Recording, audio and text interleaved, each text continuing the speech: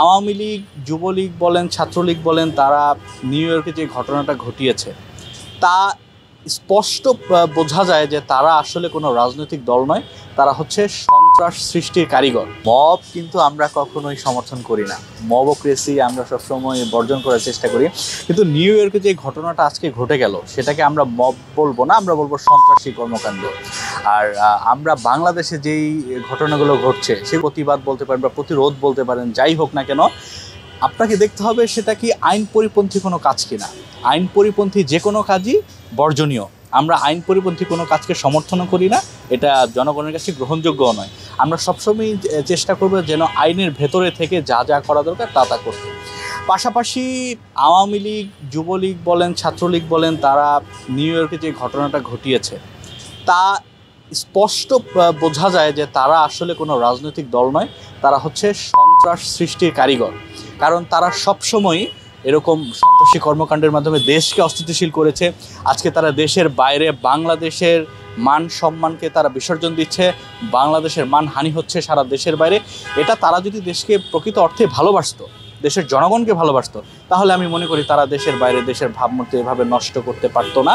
এটা তাদের সন্ত্রাসী কর্মকাণ্ডের একটা প্রতিফলন ঘটেছে বলে আমি মনে করি। অ্যাম্বাসেডর কিন্তু সরকারের একটা অংশ, তো যদি অ্যাম্বাসেডর ব্যর্থ হয় তাহলে কিন্তু আপনি বলতে পারেন যে সরকারও কিন্তু এই ব্যর্থতা এড়াতে পারে না। কারণ ওখানে আপনার যে ঘটনাটা ঘটেছে তা আগে থেকে একটা স্কেজুয়াল ঠিক করা ছিল, ওনারা জানতেন একটা সফর হবে, তারপরেও কেন নির্দিষ্ট পরিমাণ নিরাপত্তা ব্যবস্থা করা হলো না, এটা একটা প্রশ্ন থেকেই যায়।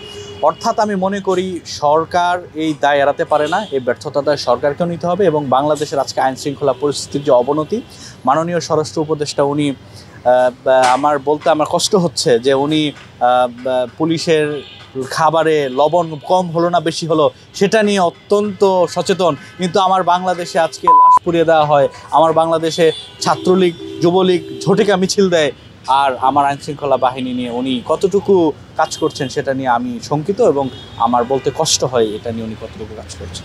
নিশ্চয় আওয়ামী লীগ যদি আবার কখনো ফেরত আসে তাহলে তারা কি করতে পারে না করতে পারে সেটা কিন্তু তারা বিগত 17 বছরে দেখিয়েছে আমাদের।